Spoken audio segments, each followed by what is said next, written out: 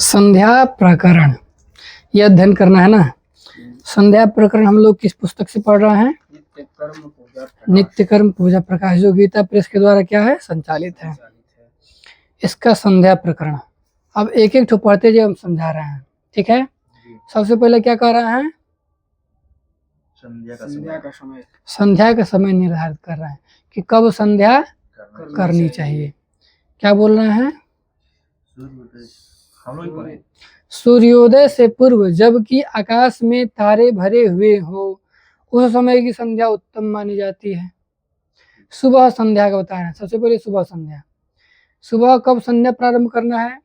जब आकाश में तारे, सूर्य उदय से पूर्व, मतलब सूर्य भी उदित न हुए हों, सूर्य आकाश में न दिखाई दे रहे हों, उससे पहले ही जब आकाश में क्या हो, तारे भरे हों, ठीक है। उस समय यदि संध्या प्रारंभ किया जाए तो उस समय की संध्या क्या मानी जाती है? उत्तम मानी जाती है। फिर ताराओं के छिपने से सूर्योदय तक मध्यम। अब क्या होता है, सूर्योदय से कुछ समय पहले क्या होता है, ताराएं गायब हो जाती हैं, ठीक है ना, तारा दिखना बंद हो जाएगा। तो यदि उस समय हम संध्या प्रारंभ कर रहे हैं और सूर्योदय से पूर्व तक कर लिए तो उस समय की संध्या क्या मानी जाती है? मध्यम संध्या। और सूर्योदय के बाद की संध्या क्या हो जाती है? अधम हो जाती है। मतलब संध्या कब करना चाहिए? जब आकाश में तारे हों, सुबह का, ठीक है। यदि सूर्योदय से पूर्व तक आकाश में यदि तारे छिप गए, उस समय तक संध्या कर लिए, तब भी क्या मानी जाएगी? मध्यम मानी जाएगी, तब भी ठीक है। लेकिन सूर्योदय के बाद जब संध्या होता है तो वो क्या होता है? अधम हो जाता है, मतलब नियम मात्र का रह जाता है।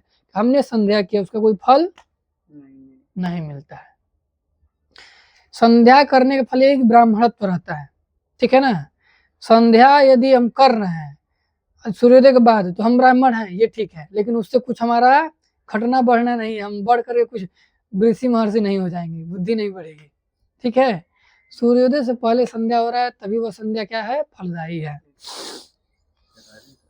अब कह रहे हैं सायंकाल की संध्या। सायंकाल की संध्या का निर्धारित करना है। सायंकाल की संध्या सूर्योदय के रहते कर ली जाए तो उत्तम। सूर्यास्त लिखा है ना, सूर्य के रहते कर ली जाए तो ठीक है। शाम को संध्या कर रहे हैं तो जब आकाश में सूर्य दिखाई दे रहे हैं तब तक यदि संध्या खत्म हो जाए तब क्या मानी जाती है? उत्तम मानी जाती है। सूर्य के अस्त के बाद ताराओं के निकलने से पहले तक संध्या क्या मानी जाती है? मध्यम मानी जाती है। और ताराओं के निकलने के बाद जो संध्या होता है वो 7 बजे के बाद अधम मानी जाती है। अधम मतलब नीच, बेकार, खराब, ठीक है। अब बहुत लोग कहेंगे कि कई लोग जाते हैं संध्या करते करते तो उनका रात हो ही जाता है। संध्या करते करते रात का मतलब ये है कि संध्या में 2 भाग है, एक संध्या प्रकरण है और एक जप प्रकरण है। तो संध्या कहाँ तक है? सूर्य उपस्थान तक। सूर्य उपस्थान कर दिए, सूर्यार्घ दे दिए, सूर्य उपस्थान कर दिया, संध्या समाप्त। उसके बाद से जप प्रकरण प्रारंभ हो जाता है। तो सूर्य उपस्थान तक संध्या मानी जाती है। और सूर्य उपस्थान कब होना चाहिए? सूर्योदय से पहले जब तारा रहे उस समय यदि सूर्य उपस्थान हो जाए उत्तम, ताराएं छिप गई उस समय तक यदि सूर्य उपस्थान हो रहा है तो मध्यम, और सूर्योदय हो जाए उसके बाद से सूर्यार्घ सूर्य उपस्थान करे तो अधम मानी जाएगी। शाम की संध्या सूर्य उपस्थान कब तक, मतलब उत्तम कब तक? जब तक सूर्य दिखाई दे रहे हैं। अर्घ दे दिए, सूर्य उपस्थान कर लिए तो उत्तम हो गई, ठीक है। सूर्य छिप गए, अस्त हो गए, अभी तारा सब नहीं निकली है, उस समय यदि सूर्य उपस्थान, सूर्य दिया और इत्यादि कर रहे हैं तो क्या है? मध्यम है। और जब तारा सब निकल जाए उसके बाद संध्या करिए और ना करिए, दोनों बराबर है, ठीक है। इतना समझ में आ गया। अब संध्या की आवश्यकता बता रहे हैं, संध्या क्यों आवश्यक है करना, ठीक है। तो नियम पूर्वक जो लोग प्रतिदिन संध्या करते हैं वे पाप रहित होकर के सनातन ब्रह्मलोक को प्राप्त होते हैं। इसमें प्रमाण क्या दे रहे हैं? तो संध्या मुपासते ये तु सततम संसित व्रता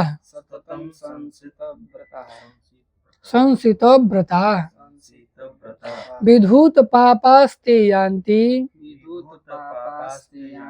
ब्रह्मलोकम सनातनम।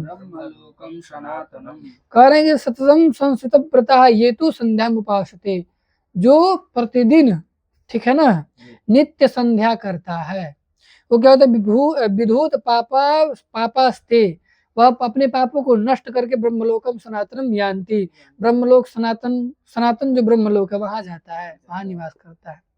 ठीक है ना, मतलब उसको मोक्ष हो जाता है। इस पृथ्वी पर जितने भी स्वकर्म रहित द्विज, स्वकर्म रहित मतलब अपने कर्मों से रहित, विपरीत, द्विज मतलब ब्राह्मण क्षत्रिय वैश्य, द्विज किसको कहते हैं? ब्राह्मण क्षत्रिय वैश्य। द्विज किसको कहते हैं? ब्राह्मण नहीं, जिसका 2 बार जन्म होता है वह क्या है? द्विज है। ठीक है, ब्राह्मण का 2 बार कैसे जन्म होता है? ब्राह्मण क्षत्रिय वैश्य का 2 बार जन्म कैसे होता है? एक बार वो जो जन्म लेते हैं वो हो गया, एक बार जब उपनयन होता है तब 2 बार होता है ना, एक बार जब जन्म हुआ और एक बार जब संस्कार, उपनयन संस्कार हुआ, इसलिए उनको द्विज कहा जाता है। तो जो अपने कर्म से रहित विपरीत हैं द्विज, ब्राह्मण क्षत्रिय वैश्य हैं, उनको पवित्र करने के लिए ब्रह्मा ने संध्या की उत्पत्ति की है। यदि ब्राह्मण चाहे क्षत्रिय चाहे वैश्य का हो जाए अपवित्र हो जाए, ठीक है ना, कोई गलत पाप कर लिया हो, उसको पवित्र उसका कैसे होगा, पवित्रीकरण कैसे होगा? जब वो संध्या करेगा, 3 दिन के संध्या से वह पवित्र होकर के ब्राह्मण हो जाता है। इसीलिए कोई पूजा करने से पहले 3 दिन तक क्या करना चाहिए? संध्या करना चाहिए। उसके बाद से कोई पूजन करेंगे तो वो एकदम अच्छा से फल देगा। ठीक है, अब कह रहे हैं कि रात या दिन में जो भी अज्ञानवश विकर्म हो जाए वे त्रिकाल संध्या करने से नष्ट हो जाते हैं। रात अथवा दिन में जो भी पाप कर्म हो जाता है वो संध्या करने से क्या हो जाता है? नष्ट हो जाता है। आगे आएगा ही, कहेंगे कि दिन का जो भी मैंने पाप किया है मन से, वाणी से, कर्म से, वह क्या हो जाए? नष्ट हो जाए। ठीक है, वही उसी में फिर प्रमाण दे रहा है, यावन्तो श्याम पृथिव्या ही विकर्मस्थासु वै द्विजा तेषां वै पावनार्थाय संध्या सृष्टा स्वयंभुवा निशायां वा दिवावापि यदज्ञानकृतं भवेत्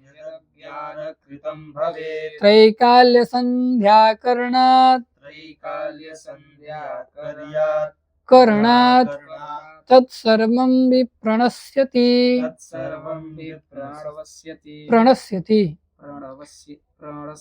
ठीक है ना, यावन्तो श्याम पृथिव्याम ही विकर्मस्थासु वै द्विजा, जितने भी इस पृथ्वी पर निवास करने वाले विकर्मक द्विज हैं, मतलब अपने कर्मों से विचलित हो गए हैं, ऐसे द्विज हैं।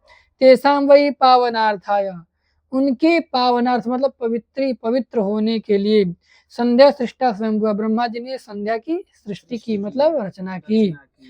निशायाम दिवाम वापी, निशा मतलब रात्रि में, दिवा मतलब दिवा में, यद अज्ञान कृतम भवेत, जो अज्ञान पूर्वक जो पाप हो जाए। ये नहीं कि हम जानते हैं कि बकरी को मारने से क्या होता है? पाप लगता है और हम काट के खा गए, ठीक है ना, जानते हुए खा गए, तो वो पाप क्या होगा? नष्ट नहीं होगा। तब वहां पे दूसरा नियम लगेगा, तब नियम लगता है, उसमें है नारायण भगवान कहते हैं,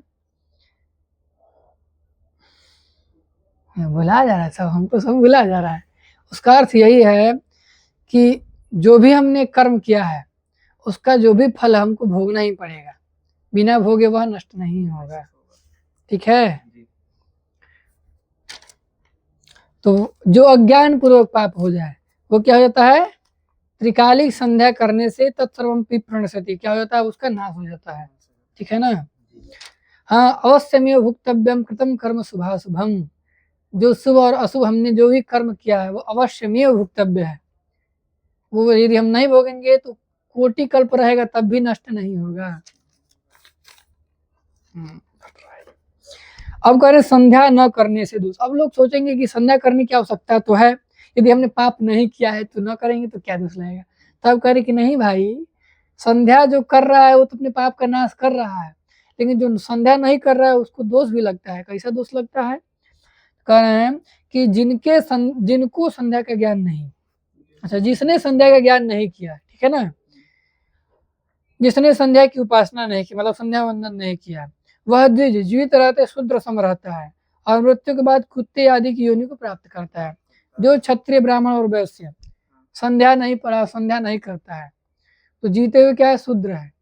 शूद्र का मतलब शूद्र जाति नहीं, शूद्र का मतलब क्या है, शूद्र मतलब अत्यंत पापी, अपवित्र। शूद्र मतलब ये नहीं होता कि जो नीचे जाति लोग हैं, ये नहीं। यदि वो भी स्नान करके अच्छे अच्छे कपड़े पहन के लिए तो अशुद्ध है, नहीं, वो शूद्र नहीं। शूद्र का मतलब क्या है, जो गंदे हैं, जो गलत कर्म करते हैं। एक ब्राह्मण है, यज्ञोपवीत पहना हुआ है, सिखा रखा हुआ है, लेकिन पाप करता है, संध्या वंदन नहीं करता है, दूसरों को मारता है, गाली देता है, गलौज करता है, स्त्री से झगड़ा करता है, इधर पर स्त्री का पर नजर डालता है और सब इत्यादि करता है, तो वो भी क्या है, शूद्र ही है, ब्राह्मण नहीं है। ठीक है ना।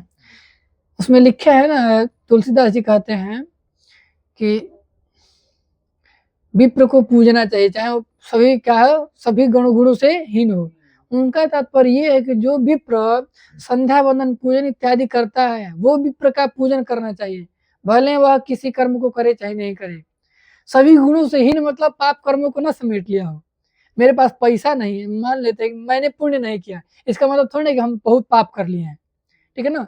विप्र का पूजन करना चाहिए कब, जब वह पापी नहीं हो तब। भले पुण्य नहीं कर रहा है तब भी पूजा जा सकता है, लेकिन वो पापी नहीं होना चाहिए। पापी होगा तो फिर कैसे पूजन। रावण भी तो ब्राह्मण था, सभी गुणों से हीन था, लेकिन वो अवगुणों को भी समेटे हुए था, तो कोई पूजा करता था उसका, नहीं करता था। उस पे तुलसीदास जी का नहीं लगेगा जो चौपाई है। कैसा है चौपैया, वो याद है, बहुत बवाला होता है उस पे, है। ठीक है, तो वही कह रहा है कि क्या होता है बाद में, और शूद्र के समान रहता है, और क्या होता है जब मर जाएगा तो फिर कुत्ते आदि जो योनियां है, जो नीची योनियां है, ठीक है ना, शूद्र योनियां है, उसमें क्या लेता है, जन्म लेता है। कह रहे संध्या ये न विज्ञाता, संध्या ये नुपासिता, जीवमानो भवेत् क्षुद्रो, मृतः स्वाचाभिजायते। संध्या ये न विज्ञाता, जो संध्या को नहीं जानता और जो संध्या नहीं करता है, ये अनुपासिता, जीव मानव भवे शूद्रो, जीते जीव क्या है, शूद्र है, और मरने के बाद क्या होता है, कुत्ते इत्यादि योनि को प्राप्त होता है। फिर कह रहे हैं ब्राह्मण क्षत्रिय वैश्य आदि संध्या नहीं करे तो वे अपवित्र हैं और उन्हें किसी पुण्य कर्म के करने का फल प्राप्त नहीं होता।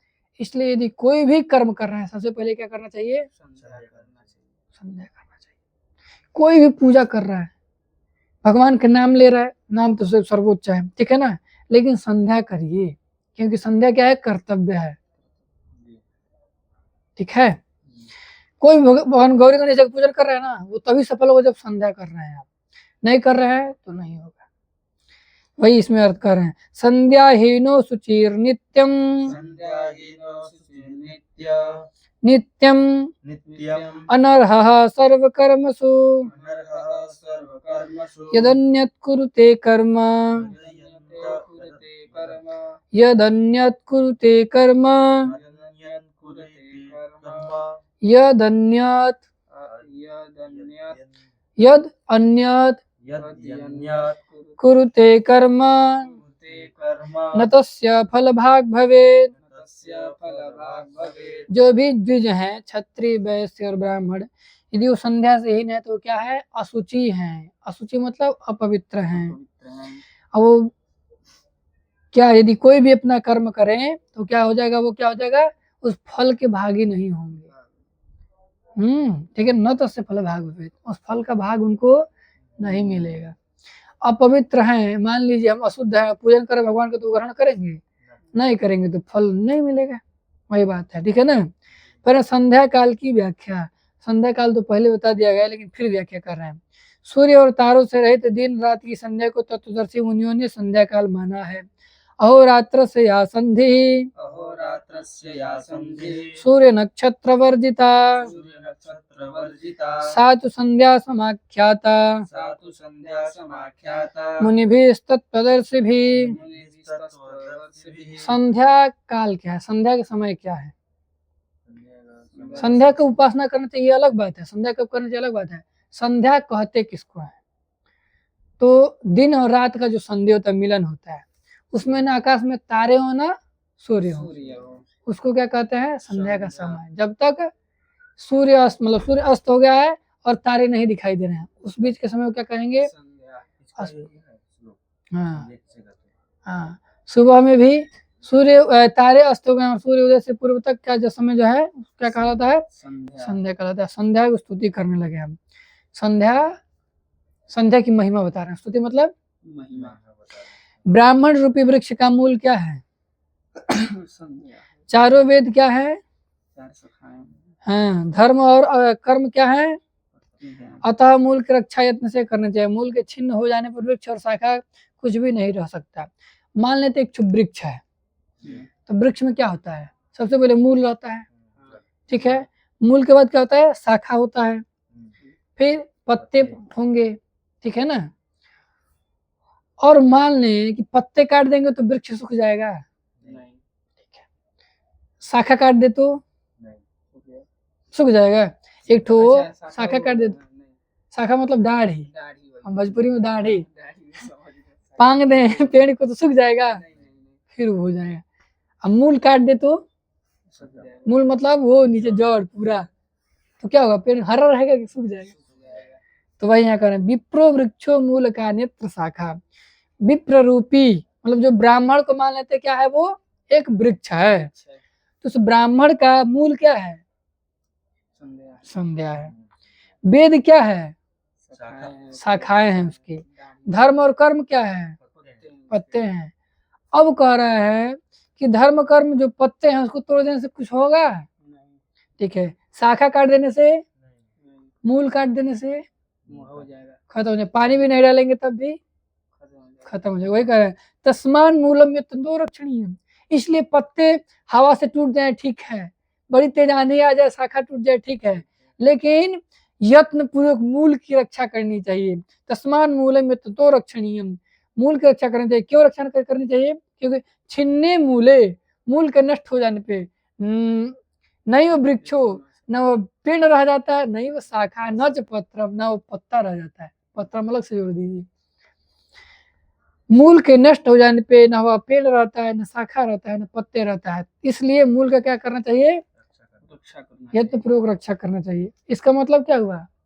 संध्या करना चाहिए। भले हम वेद नहीं पढ़ रहे हैं चलेगा, भले हम कर्म अपना नहीं कर रहे हैं, ठीक है ना, चलेगा, लेकिन संध्या नहीं कर रहे हैं नहीं चलेगा। चलेगा। तब क्या हो जाएगा? पेड़ सूख जाएगा, ठीक है। पुष्पराज झुक जाएगा फिर। अब कहते हैं, समय पर की गई संध्या इच्छा अनुसार फल देती है और बिना समय की गई संध्या स्त्री के समान, बंदे स्त्री के समान होती है। कहना स्वकाले सेविता संध्या स्वकाले सेविता संध्या नित्यम काम दुधा भवेत्। नित्य काम दुखा भवेत्। अकाले सेविता सा च अकाले सेविता सा च संध्या वंद्या वधूरिव। संध्या वंद्या वधूरिव। कह रहे हैं कि जो समय पर संध्या की जाती है वह क्या होती है? कामधेनु गाय के समान होती है। जब कहेंगे तब दूध देगी। जब नित्य संध्या करेंगे भगवान प्रसन्न होंगे। कोई दुखी है, बहुत दुख है, तो कहेंगे अरे जा ठीक हो जाए, भगवान कहेंगे हाँ ठीक हो जाए, है। और जो बिना मतलब का जो सूर्य उदय के बाद जो संध्या होता है 8 बजे से और रात में 8 बजे से, वो संध्या कैसी होगी? बंध्या, कोई फल नहीं देगी। भगवान का हम कहेंगे कोई आ रहा है बड़ी दुखी है, कहीं जाइए खुश रहिए ठीक हो जाएगा। भगवान का कैसे ठीक हो जाएगा? अपना तो कर्म करो तब ना ठीक होगा, है कि ना। तो समय पे क्या करना चाहिए? संध्या सुबह 4 बजे, कम से कम 4:30 बजे तो संध्या बैठे जाना चाहिए करने के लिए, ठीक है। अब कह रहे हैं आगे, प्रातः काल में तारों के रहते हुए, मध्याह्न काल में जब सूर्य आकाश में मध्य में हो, शाम काल में सूर्य के पहले ही इस तरह 3 प्रकार की संध्या करनी चाहिए। सुबह की संध्या कब करनी चाहिए? जब आकाश में नक्षत्र हो, तारे हो, ठीक है। मध्याह्न काल में जब सूर्य बीच में हो, और शाम के संध्या सूर्यास्त से पहले कर लेनी चाहिए। वही करें, प्रातः संध्याम सुनक्षत्राणाम नक्षत्राम नक्षत्रां मध्याह्ने मध्यभास्कराम मध्याह्ने मध्यभास्करं ससूर्यां पश्चिमां संध्यां सूर्यां पश्चिमां संध्यां तीसरा संध्या उपासते। तिस्रः संध्या उपासते। 3 प्रकार की संध्या कही गई है। 3 प्रकार की यदि दोपहर की संध्या जो ब्रह्मचारी विद्यार्थी लोग हैं, क्योंकि अब इस समय जो है क्लास कब चलता है, दोपहर में चलता है, तो कम से कम 2 समय की संध्या करनी चाहिए। जो 2 समय नहीं करता है उसको कम से कम तो 1 समय की संध्या करनी ही चाहिए, करनी ही चाहिए। ठीक है, अब आगे कहते हैं सायंकाल में पश्चिम की तरफ मुख करके जब तक तारों का उदय न हो, और प्रातः काल में पूर्व की तरफ मुख करके जब तक सूर्य का दर्शन न हो जाए तब तक जप करते रहना चाहिए। अब कह रहे हैं कि सायंकाल में किस तरफ मुंह रहेगा संध्या करते समय, तो पश्चिम, और सुबह में पूर्व समय। अब सुबह हम बैठे संध्या करते समय तो तारे दिख रहे हैं, उसी समय संध्या कर रहे हैं, संध्या किए जप इत्यादि में बैठ गए, तो जब कब तक करना चाहिए, जब तक सूर्य उदय न हो जाए। और शाम को सूर्यास्त से पहले संध्या हो गया तो जब शुरू कर देंगे, जब कब तक करेंगे, जब तक सूर्यास्त नहीं, जब तक तारे न दिखाई देने लगे। सूर्य तत्काल अस्त हो जाता है, 10 मिनट में अस्त से सामने बैठेगा तो 15 मिनट में संध्या समाप्त हो जाएगा। ठीक है, जपन नासित सवित्रिम जपन नासित सावित्रिम प्रत्यगातारकोदयात् प्रत्यगातारकोदयात् संध्यां प्राक् प्रातरेवं संध्यां प्राक् प्रातरेवं प्रातरेवं हि तिष्ठेदा सूर्यदर्शनात्। तिष्ठेदा सूर्यदर्शनात्। वही कह रहे हैं कि संध्यां प्राक् प्रातरेव, संध्यां पूर्व की तरफ मुख करके करना चाहिए, कब, प्रातः काल में, और पश्चिम तरह सावित्रिम प्रत्यगात, मतलब प्रति मतलब प्रत्येक मतलब पश्चिम की तरफ मुख करके। ठीक है ना, और सूर्य उदयात, सूर्य के उदय, अच्छा ये सूर्य उदयात संध्याम प्राग। ठीक है ना, हाँ अच्छा नहीं, यहाँ पे क्या कर रहे हैं, जपन नासी, जब करना चाहिए, सावित्रिम, किसका, गायत्री मंत्र का, प्रत्येक पश्चिम की तरफ मुख करके, कब तक, तारकोदयात, जब तक तारा उदय न हो जाए, शाम को, और संध्या प्राग प्रातरेव, पूरब की तरफ मुख करके सुबह संध्या करनी चाहिए, कब तक पूजा जब करना चाहिए, तिष्ठेत आ सूर्य दर्शना, जब तक सूर्य का दर्शन न हो जाए। ठीक है, इतना समझ में आ गया। अब करें गृहस्थ तथा ब्रह्मचारी गायत्री के आदि में ओम का उच्चारण करके जप करे और अंत में ओम का उच्चारण न करे, क्योंकि ऐसा करने से सिद्धि नहीं होती। जो गृहस्थी है, गृहस्थ आश्रम में रहने वाले हैं, और जो ब्रह्मचारी हैं, गायत्री मंत्र के आदि में ओम बोलेंगे। ठीक है ना, शुरू में, हाँ शुरू में बोलेंगे, अंत में बोलने से सिद्धि प्राप्त नहीं होती है। वही करें गृहस्थ ब्रह्मचारी च प्रणवाद्यामिमां जपेत् अन्ते यः प्रवणं कुर्यान् नासो सिद्धिमवाप्नुयात्।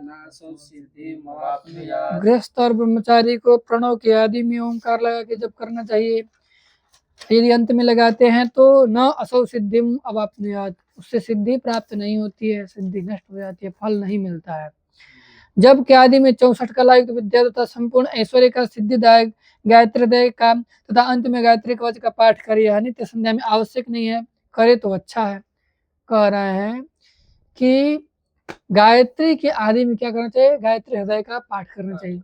उससे क्या फल होता है, तो कह रहे हैं कि उससे 64 कलाओं का ज्ञान होता है।